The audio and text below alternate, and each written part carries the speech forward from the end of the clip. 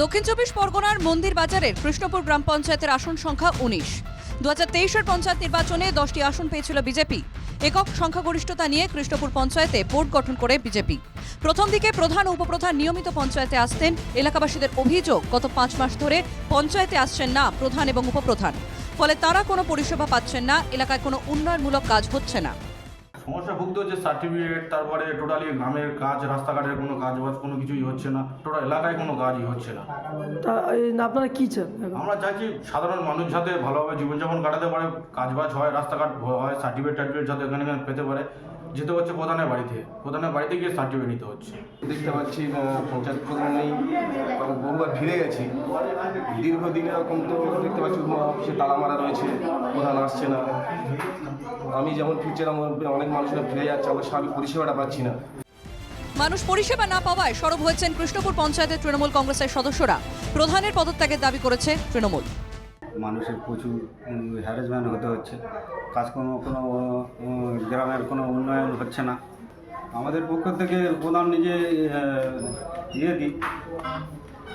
ছেড়ে দিই যে প্রধান আমি থাকবো না, তাহলে আমরা নতুন করে প্রধান করব। প্রধানের অভিযোগ, পঞ্চায়েতে তার ও বিজেপি সদস্যদের উপর একাধিকবার হামলা হয়েছে। পুলিশ এবং প্রশাসনের সর্বস্তরে জানিয়েও কোনো নিরাপত্তা মেলেনি। নিরাপত্তার অভাবেই তিনি আর পঞ্চায়েতে যেতে পারছেন না।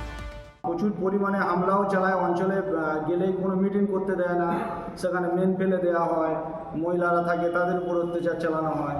তাহলে এই জায়গাতে সবার তো একজন পরিবার আছে, তাহলে আমরা কীভাবে পঞ্চায়েতে যেতে পারি? আমি ওই নিয়ে বিডিওকে জানিয়েছি, এসপিকে জানিয়েছি, আইসিকে জানিয়েছি। আমার নিরাপত্তা দিলে আজকে তো যদি দেয়, আমি আজকেতেই যেতে পারি পঞ্চায়েতে। পঞ্চায়েত প্রধান কৃষ্ণপুর অঞ্চলে উন্নয়ন স্তব্ধ করে রেখেছে বলে অভিযোগ তৃণমূল অঞ্চল সভাপতি। পাবলিকে বহু রকমের পরিষেবা থেকে হ্যাম্পার হচ্ছে এবং পঞ্চায়েতে আমাদের উন্নয়নের টাকা প্রচুর এখানে পড়ে আছে। সেই টাকা থেকে আমরা কোনো এলাকায় উন্নয়ন করতে পারছি না। প্রধান আসছে না, প্রধান আমাদের উন্নয়নটাকে বন্ধ করে রেখেছে, স্তব্ধ করে রেখেছে। জেলা বিজেপির অভিযোগ, প্রশাসন তাদের দলীয় সদস্যদের নিরাপত্তা সুনিশ্চিত না করলে তারা পঞ্চায়েতে যাবেন না। প্রধান তার বাড়ি থেকেই মানুষকে পরিষেবা দেবেন। যারা আমাদের প্রধান উপপ্রধান তাদেরকে একাধিকবার হেনস্থা করেছে, তাই আমরা সিদ্ধান্ত নিয়েছি কৃষ্ণপুর পঞ্চায়েতের যাবতীয় পরিষেবা যাতে না বন্ধ হয়, তার জন্য প্রধান বাড়িতে থেকে সেই পরিষেবা দিচ্ছেন। চলতি পরিস্থিতিতে সাধারণ মানুষকে পরিষেবা দিতে এগিয়ে এসেছে মন্দির বাজার পঞ্চায়েত সমিতি। আমরা পঞ্চায়েত সমিতির পক্ষ থেকে আমরা সই করছি আমরা পরিষেবা দেওয়ার চেষ্টা করছি।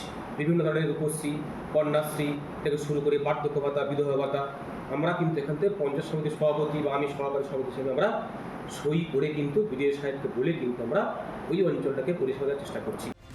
শাসক বিরোধী টানাপোড়েনে পরিষেবা থেকে বঞ্চিত হচ্ছেন কৃষ্ণপুর পঞ্চায়েতের বাসিন্দারা। পরিষেবা না পাওয়ায় কৃষ্ণপুর পঞ্চায়েতের কিছু মানুষ প্রধানের পদত্যাগ দাবি করেন।